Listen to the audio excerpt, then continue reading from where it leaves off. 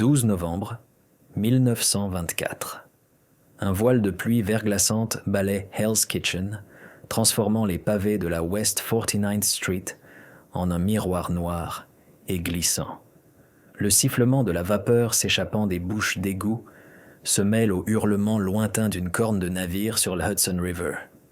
Derrière les fenêtres murées d'une ancienne boutique de tailleur, on entend le rythme étouffé et frénétique d'un piano ragtime. C'est The Gilded Lily, l'un des dizaines de speakeasy dirigés par le gang O'Bannon. Et ce soir, il ignore superbement les loups qui se rassemblent à sa porte. À l'intérieur, l'air est épais de l'odeur âcre du gin bon marché et de la fumée de cigares rances. Une trentaine de clients, un mélange d'ouvriers du port et de dames aux modes de l'année dernière, s'entassent autour de petites tables bancales. L'homme derrière le bar, un costaud nommé Fitz, est occupé à remplir des verres d'une cruche en céramique. Il ne voit pas les 4 hommes qui viennent de prendre position dans l'allée de l'autre côté de la rue. Il ne voit pas leur chef, un homme immobile dans l'ombre d'un perron d'immeuble, le bord de son fedora gris tiré bas contre la pluie. Cet homme est Bugsy Morrow. Son visage est anguleux, ses yeux d'un bleu froid et calculateur. Il n'est pas vêtu comme un voyou, mais comme un banquier, dans un pardessus en laine sur mesure qui dissimule le pistolet mitrailleur Thompson posé dans ses bras. L'arme est lourde, sa crosse en bois lisse et froide contre ses mains gantées. Pour ces hommes, Sal, Léo et le Finn, il est un général. Pour ses rivaux, il est un fantôme, un pirate qui se matérialise de la nuit pour piller leurs rivages les plus rentables. Morrow lève un seul doigt, c'est le seul signal nécessaire. La porte d'entrée du Gilded Lily est en chêne massif, renforcée d'une bande de fer. Peu importe. Sal, un homme bâti comme un cheval de trait, recule de 2 pas et frappe avec une masse de 9 kilos juste en dessous de la serrure. Le bois gémit, puis éclate avec un bruit semblable à celui d'un os brisé. Au 2e coup, la porte vole vers l'intérieur, s'écrasant contre une table et envoyant une cascade de verres et d'alcool illicite sur le sol. Le piano s'arrête. Les rires s'éteignent. Toutes les têtes se tournent alors que les 4 hommes pénètrent dans la pièce. 2 d'entre eux, Léo et le Finn, portent des fusils à pompe de calibre 12 tenus bas et fermement. Ils se déplacent avec une efficacité rodée, l'un flanquant à gauche, l'autre à droite, leurs yeux scrutant la foule stupéfaite. Sal laisse tomber la masse et sort un pistolet Colt 1911 de sa ceinture, son long canon balayant les visages pétrifiés des clients. Personne ne bouge, grogne-t-il, sa voix un grondement sourd qui tranche le silence soudain. Mains sur les tables. Maintenant. Mais c'est Morrow qui commande la pièce. Il franchit le seuil, le Thompson tenu à sa hanche, l'image même de l'autorité calme. La pluie rend son manteau glissant, le faisant briller sous les faibles lumières électriques. Il ignore complètement les clients. Son regard est fixé sur le bar, sur Fitz, dont les mains sont figées à mi-chemin vers le fusil à canon scié qu'il garde caché sous le comptoir. « N'y pensez même pas, Fitz », dit Morrow, sa voix basse mais portant le poids d'une certitude absolue. « Dites à votre patron, Paddy O'Bannon, que je suis venu collecter ses gains hebdomadaires. Tous. » Le visage de Fitz devient pâle. Il sait qui c'est. Il a entendu les histoires chuchotées dans les ruelles et les tavernes sombres. Bugsy Morrow ne vous vole pas seulement. Il vous efface. Il prend votre commerce, votre inventaire, votre réputation. Morrow fait un signe de tête vers la caisse enregistreuse. Léo, la boîte. À Sal, il dit, la arrière-salle. Trouve le grand livre et la nouvelle livraison du Canadian Club. Puis il marche lentement, délibérément, vers le bar, ses pas étant le seul bruit dans la pièce, à part la respiration nerveuse des clients. Il s'arrête juste devant Fitz, le canon de son pistolet mitrailleur, à quelques centimètres du ventre tremblant du barman. « Et toi ?» dit Morrow, sa voix tombant à un murmure. « Tu vas me dire où Paddy rencontre ses fournisseurs demain soir. Où tout cet établissement, toi y compris, ne sera plus qu'un mauvais souvenir. » Le pirate des nuits de Manhattan ne voulait pas seulement le trésor, Il voulait la carte de tous les trésors à venir. Le silence dans The Gilded Lily est maintenant une chose vivante, lourd et suffocant. Le souffle de Fitz se bloque dans sa gorge. Il peut sentir l'acier froid du compensateur du Thompson pressé contre le tissu fin de sa chemise. Du coin de l'œil, il voit Léo ouvrir d'un coup la tiroir de la caisse enregistreuse en laiton. La clochette sonne avec une intensité choquante et joyeuse. Les doigts épais de Léo sont méthodiques alors qu'il sort des liasses de billets de 5 et 10 $, les fourrant dans une sacoche en toile. Le butin est maigre, peut-être 600 $, mais ce n'est pas le but. Il s'agit de pouvoir. À l'arrière, un fort craquement résonne alors que la botte de salle brise la serrure de la porte du garde-manger. Un instant plus tard, il émerge, un épais registre relié en cuir dans une main. « Je l'ai eu, chef », dit Sal d'une voix monocorde. « Et 12 caisses de bon Canadian Club.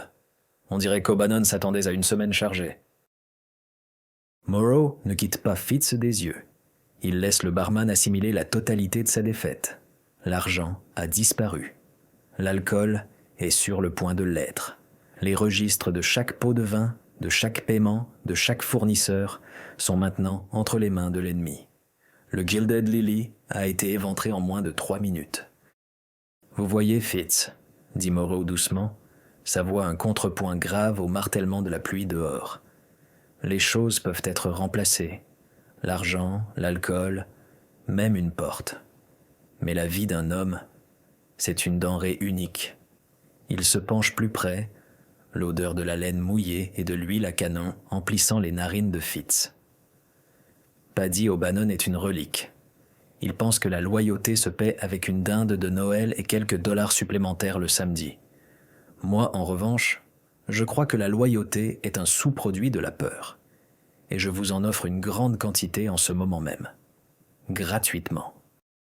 Les yeux de Fitz balayent la pièce, des visages terrifiés des clients affinent le stoïque, qui monte la garde près de l'entrée brisée, son fusil de chasse tenu à un angle décontracté, mais prêt. Il n'y a aucune aide ici. Paddy O'Bannon est à des kilomètres, au chaud et en sécurité, tandis que lui est ici, à la pointe du nouvel ordre. Sa loyauté, qu'il pensait autrefois inébranlable, lui semble aussi fragile que du verre filé. Il ne se rencontrerait pas en public, bégaye Fitz, sa résolution s'effritant. Pas pour une grosse livraison. Je sais, répond Morrow, sa patience inébranlable. Alors où est-ce? Un entrepôt? Un chantier naval? Ne perdez pas mon temps avec des jeux. J'ai le grand livre. Je finirai par le trouver. La seule chose que vous décidez en ce moment, c'est si vous serez là, la semaine prochaine, pour servir des boissons. Les épaules du barman s'affaissent. La défaite est un poids physique. Pierre 62, murmure-t-il, les mots ayant un goût de poison. Au Chelsea Piers, il y a un vieil entrepôt de traitement de poissons au fond du terrain. Il n'y a pas de nom dessus. L'heure? 10 heures. Demain soir. Il rencontre les gars du Saint-Laurent. Morrow soutient son regard un long moment, cherchant le moindre signe de tromperie. Il ne trouve que de la terreur. Il donne un léger signe de tête, presque imperceptible. « Merci pour votre coopération, Fitz. Vous avez pris une sage décision. » Il recule, la pression du canon du pistolet disparaissant. Le soulagement est si soudain que Fitz s'effondre presque contre le bar. Morrow se tourne vers ses hommes. « Sal, Finn, prenez les caisses, chargez-les dans le camion. Léo, tu es avec moi. » Il fait un geste avec son Thompson vers les clients. « Un cadeau d'adieu pour nos nouveaux amis ?» Léo sourit, plongeant la main dans son manteau et en sortant un objet petit et lourd, un casse-tête. Il passe de table en table, non pas avec malice, mais avec une efficacité glaçante et professionnelle, brisant chaque bouteille de gin, de whisky et de bière. Le bruit du verre brisé emplit la pièce, une fin percussive et définitive à la musique de la nuit. Morrow se dirige vers la sortie, s'arrêtant dans l'embrasure brisée de la porte. Il se retourne pour regarder Fitz, qui se tient au milieu des décombres de son bar. « Quand tu verras Paddy, dit Morrow, sa voix portant clairement à travers le speakeasy en ruine, dis-lui que son empire a un nouveau propriétaire. Et le loyer est dû. Puis, lui et ses hommes se fondent dans la nuit pluvieuse de Manhattan, laissant derrière eux une traînée de bois éclaté, de verres brisés, et le fantôme d'un murmure qui promettait que la guerre ne faisait que commencer. 2 heures du matin, moins de 3 heures après le raid sur The Gilded Lily, le monde de Bugsy Morrow s'est réduit au cercle de lumière jaune et crue projeté par une unique ampoule nue. Elle pend à un fil effiloché au centre d'un loft caverneux au-dessus d'un entrepôt de textiles dans le quartier des fabricants de vêtements. L'air y sent la brique froide, l'huile de machine et la faible odeur sucrée de la laine humide. C'est le poste de commandement de Morrow, anonyme, fonctionnel et totalement dépourvu de confort. La pluie s'abat contre les grandes fenêtres sales, son bruit un martèlement constant et rythmique qui les isole de la ville endormie en contrebas. Morrow est assis à une grande table en bois, le grand livre volé ouvert devant lui. Le sac en toile rempli d'argent du bar clandestin est posé intact sur le bord de la table, une somme dérisoire qu'il n'a même pas pris la peine de compter. Le véritable trésor est le livre. Ses longs doigts pâles parcourent les colonnes d'une écriture d'araignée. Ses yeux bleus ne manquent rien. Des noms, des dates, des expéditions, des pots de vin aux flics du 17e arrondissement. L'argent de la protection d'une douzaine d'entreprises différentes qu'O'Bannon considérait comme les siennes. C'est plus qu'un simple registre de comptes. C'est une anatomie complète de l'entreprise criminelle de son rival. En face de lui, Léo désassemblait méticuleusement son fusil à pompe de calibre 12 sur un morceau de toile cirée, le clic métallique et le glissement des composants formant un contrepoint aigu à la tempête extérieure. Sal se tenait près de la fenêtre, une silhouette massive se détachant sur le verre strié par la pluie, observant la rue vide en contrebas.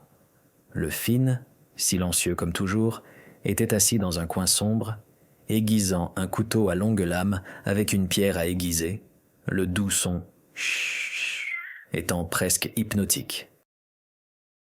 Il est trop sûr de lui, dit Morrow, sans lever les yeux du grand livre. Il fait passer 100 caisses de whisky de première qualité par les quais les plus fréquentés de la ville avec seulement une poignée d'hommes. Il tapote une page. Il paie 2 contremaîtres de quai et un garde portuaire. C'est sa sécurité.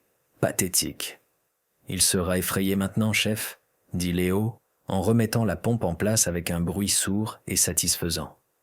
Il aura l'endroit grouillant de ses hommes demain soir. J'y compte bien, répond Morrow en refermant enfin le livre. Il se lève et se dirige vers une table plus petite où est étalée une carte nautique détaillée du front de mer de la rivière Hudson. Il prend un crayon gras. O'Bannon réagira avec colère, pas avec sa tête. Il doublera ses gardes. Il les placera juste ici. Il encercle l'entrée de la jetée 62, et ici, un autre cercle sur la principale baie de chargement de l'entrepôt. Il construira une forteresse, et nous n'allons pas attaquer la forteresse.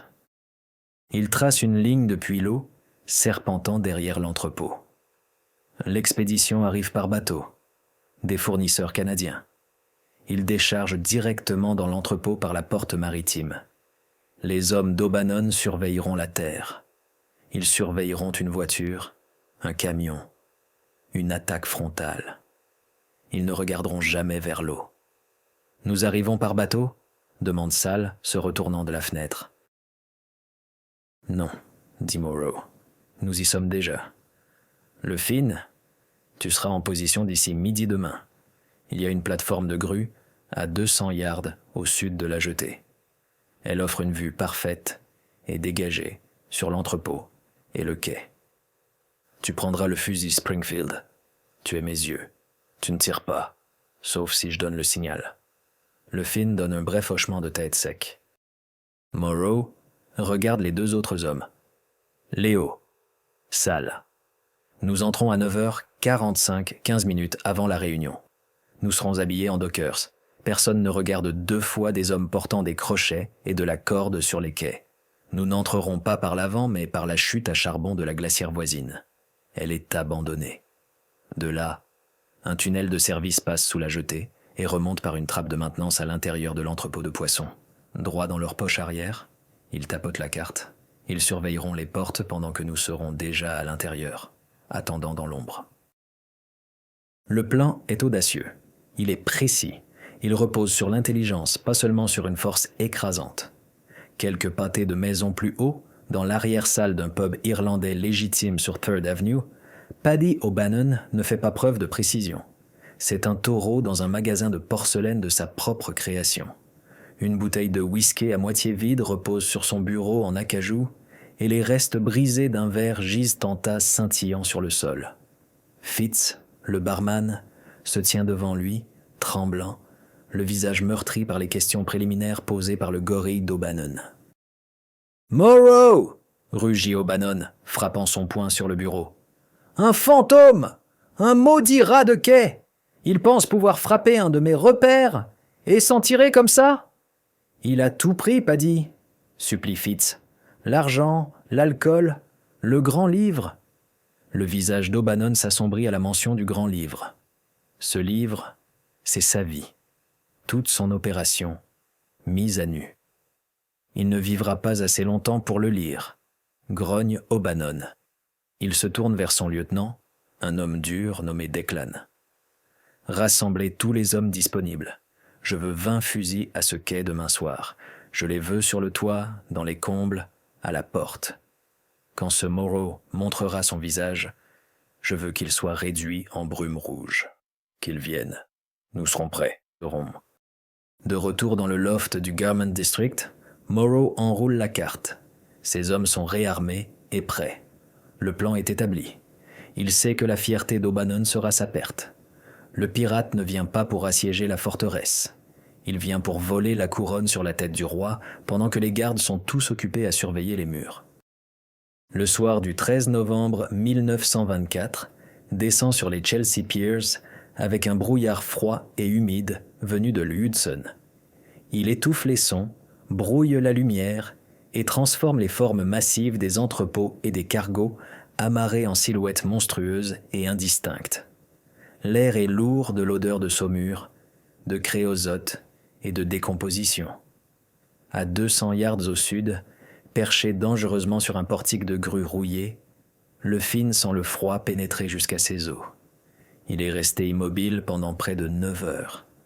Un fantôme dans un manteau de laine usé. Le fusil Springfield 1903 qu'il tient dans ses bras est une extension de son corps, son acier bleui froid contre sa joue. À travers la lunette puissante, il a observé le lent et méthodique rassemblement de l'armée de Paddy O'Bannon. Il les a vus arriver par 3 et par 4 dans des berlines Ford modèle T noires qui se garaient à un pâté de maison. 21 hommes au total, sans compter les 2 contremaîtres de quai, à l'air nerveux. Ils sont armés d'un mélange de fusils de chasse, de pistolets et d'au moins 2 pistolets mitrailleurs Thompson. Ils ont pris position exactement comme Morrow l'avait prédit. 4 à la porte principale de la jetée, 6 patrouillant le périmètre de l'entrepôt, et le reste, à l'intérieur, visible comme des ombres fugaces passant devant les fenêtres sales. C'est une force d'occupation, leur posture tendue, leurs yeux scrutant les rues enveloppées de brouillard. Ils s'attendent à une attaque terrestre. Ils s'attendent à une flotte de voitures, une charge d'hommes armés. Le Finlandais ajuste sa visée, le réticule balayant les gardes et se fixant sur la porte maritime à l'arrière de l'entrepôt. Les lourdes portes en bois, luisantes de vases marines, sont fermées mais pas barricadées de l'extérieur. C'est là que le bateau canadien accostera. C'est le point faible d'O'Bannon. Il est 9h40.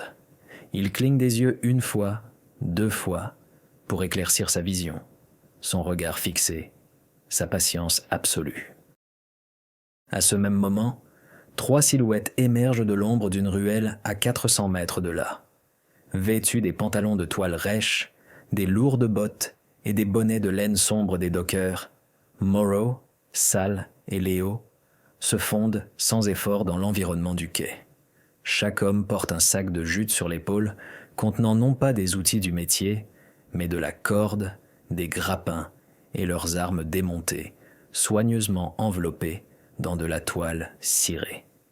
Ils se déplacent sans parler, leurs pas résonnant doucement sur les pavés humides, leur allure sans hâte et délibérée. Ils atteignent la glacière abandonnée, un monolithe de briques imposant dont les fenêtres sont des yeux sombres et brisés. Sal, à l'aide d'un pied de biche, ouvre de force une trappe en acier corrodée sur le flanc du bâtiment. Un courant d'air éventé et glacial, sentant la pourriture et la glace ancienne, se dégage. Sans hésitation, Moreau se laisse descendre dans l'obscurité de la chute à charbon. C'est une glissade raide et glissante dans l'obscurité. Il atterrit silencieusement sur un tas de poussière de charbon et de briques émiettées dans la cave du bâtiment. Léo et Sal le suivent, la trappe se refermant au-dessus d'eux avec un bruit sourd et définitif. Ils se trouvent dans un labyrinthe de briques et de fer. Utilisant une unique lanterne voilée d'huile, Moreau les mène à travers les entrailles du bâtiment mort vers une ouverture basse et voûtée dans les fondations. C'est l'entrée du tunnel de service. Il ne mesure qu'à peine 4 pieds de haut, le sol glissant d'eau saumâtre qui s'est infiltré de la rivière. L'air est épais et entêtant. Des rats s'enfuient à la lueur de la lanterne. Ils progressent en file indienne dans l'espace claustrophobique, leurs armes toujours dans leur sac. Moreau est en tête, ses sens en éveil. Il peut sentir la vibration profonde et résonnante d'un navire qui passe à travers les semelles de ses bottes. Il peut entendre le clapotis rythmique de la rivière juste au-delà des murs du tunnel. Après près de 100 yards de progression courbée et silencieuse, il s'arrête. Devant se trouve une échelle en fer rongée par la rouille, menant à un carré d'obscurité relative au-dessus. La trappe de maintenance. Ils sont arrivés sous leur cible. Il éteint la lanterne. Ils sont maintenant dans une obscurité totale. Le seul son est le goutte à goutte de l'eau et leur propre respiration contrôlée. Moreau pose sa main sur l'échelle. Elle est froide et glissante. Il attend. Il écoute. Il peut entendre les sons faibles et étouffés de pas et de voix venant du sol de l'entrepôt juste au-dessus d'eux. Les hommes d'Obannon. Ils se tiennent sur le terrain même qu'il a l'intention de prendre. Il vérifie sa montre de poche lumineuse. 9h57. Le bateau canadien arrivera d'une minute à l'autre. C'est le moment. Il donne un signal discret, un triple tape sur l'épaule de Sal. Silencieusement, les 3 hommes commencent à déballer leurs armes. Les clics calmes et précis de la culasse d'un Thompson, le glissement de la pompe d'un fusil à pompe, sont engloutis par l'obscurité vaste et indifférente du tunnel. Les pirates ne sont plus à la porte, ils sont dans le ventre de la bête. 10 heures. Le brouillard sur l'Hudson s'est épaissi en un linceul suffocant. Un coup de corne de ferry, bas et plaintif, résonne quelque part au milieu du fleuve, le son déformé et fantomatique. À l'intérieur de l'entrepôt de traitement de poissons, l'air est froid et sent le sel et les entrailles de vieux poissons. Paddy O'Bannon se tient près des portes massives, face à la mer, un cigarillo allumé serré entre les dents, le bout rouge, une minuscule braise furieuse dans la pénombre. Il est entouré d'une douzaine de ses meilleurs hommes, leur forme rendue nette par les quelques ampoules nues suspendues au plafond haut et lambrissé. Declan est à ses côtés, un fusil à pompe Browning tenu lâchement dans ses mains. « Il ne viendra pas, » dit Declan, sa voix un grondement sourd. « Il a eu peur. Il sait que nous sommes prêts. »« Il viendra, » rétorque O'Bannon, ses yeux fixés sur l'eau, trouble visible à travers les fissures de la porte maritime. Moreau est arrogant. Il se croit plus malin que tout le monde. Il va tenter quelque chose. Et quand il le fera, nous serons là. Dehors, un autre son vient s'ajouter à la symphonie de la rivière. Le doux ronronnement d'un moteur de faible puissance. Une longue vedette sombre, ses feux de navigation éteints, glisse hors du brouillard et vient se nicher contre les pare-chocs du quai. C'est le chargement canadien. À point nommé, 2 des hommes d'Obannon ouvrent à grand-peine la lourde porte maritime, laissant entrer une bouffée d'air humide et froid et les premiers fournisseurs, leurs visages sombres sous leurs bonnets.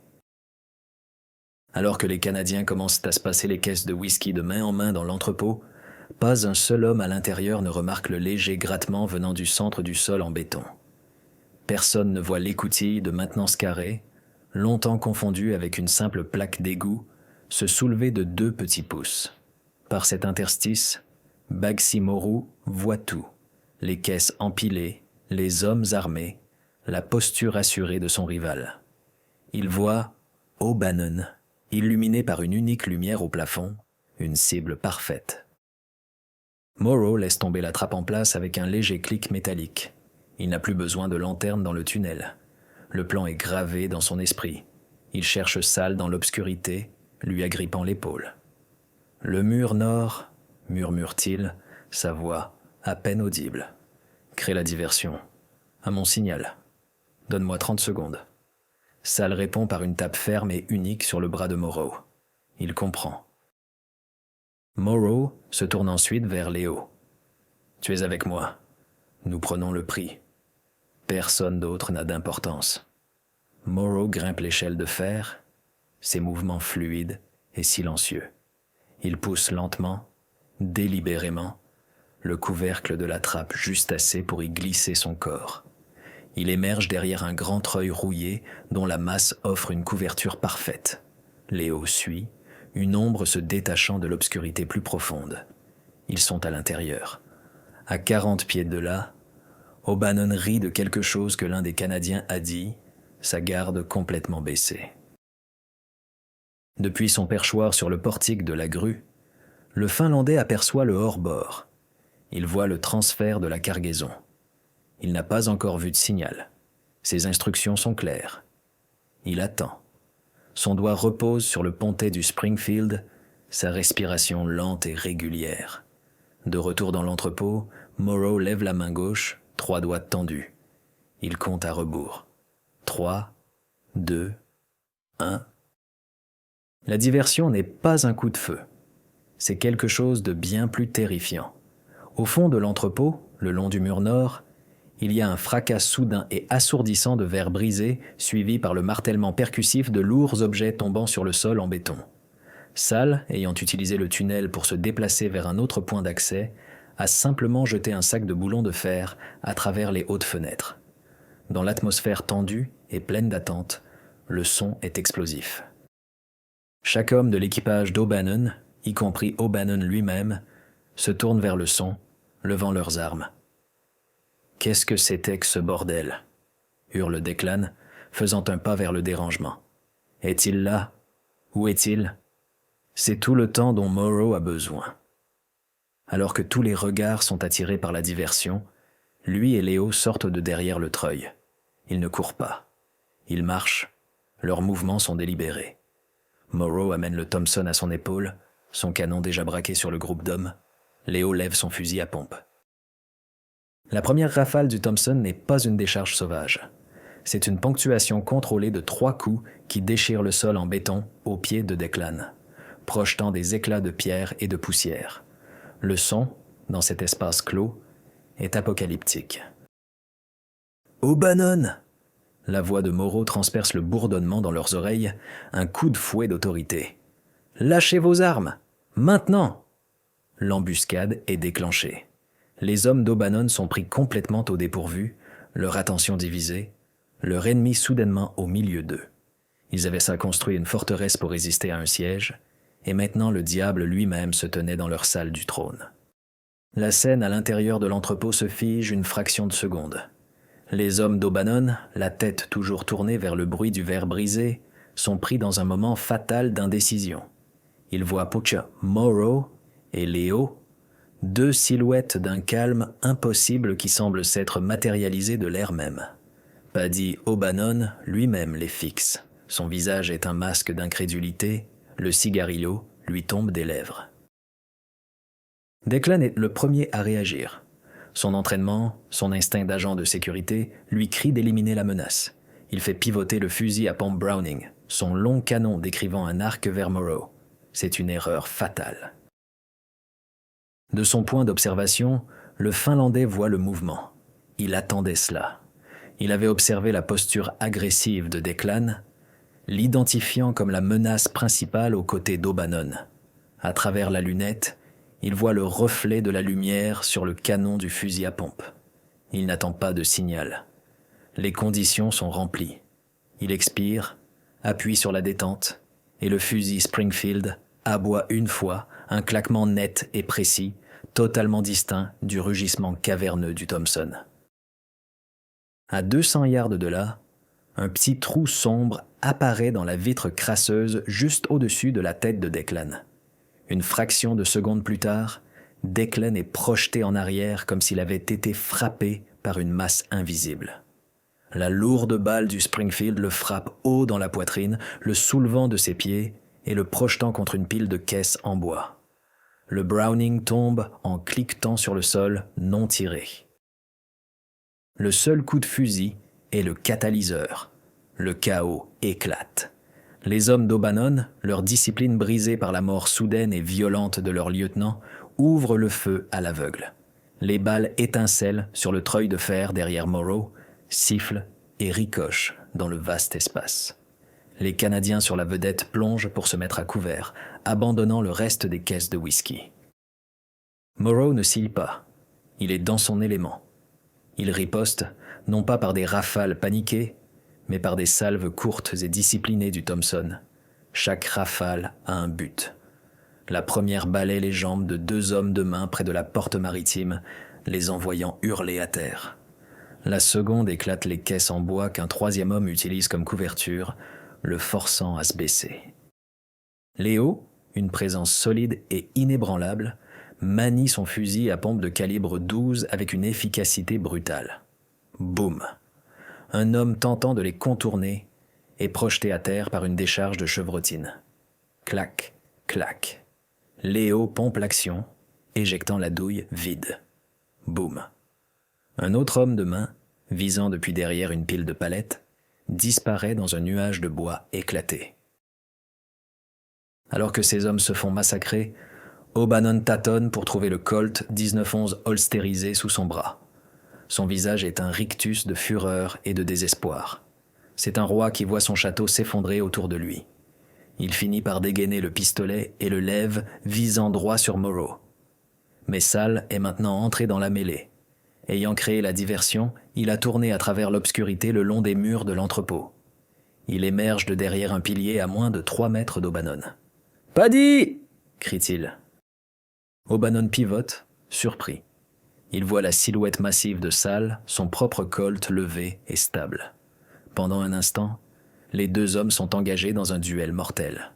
Mais l'attention d'Obannon est tournée vers Morrow, l'architecte de sa ruine. Il fait son choix, ramenant son pistolet vers la menace principale. Il n'a jamais le temps de tirer. Le pistolet de Sal fait un unique claquement. La balle atteint Obannon à l'épaule, le faisant tourner sur lui-même et poussant un cri de douleur et de choc. Son arme lui échappe des mains et glisse sur le sol crasseux.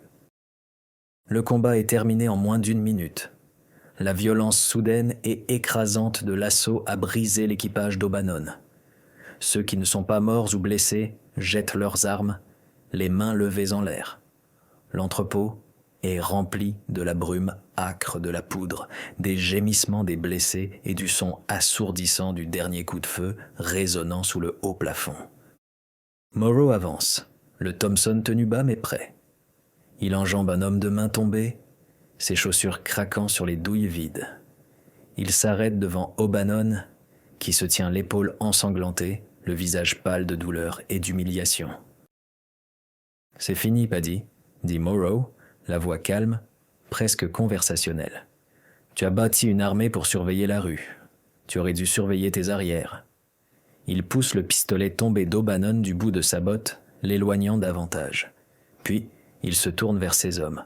« Sal, Léo, attachez-les, tous, et commencez à charger le whisky sur leur propre camion. Nous avons beaucoup de marchandises à déplacer. » Le pirate n'avait pas seulement gagné la bataille, il avait saisi toute la flotte.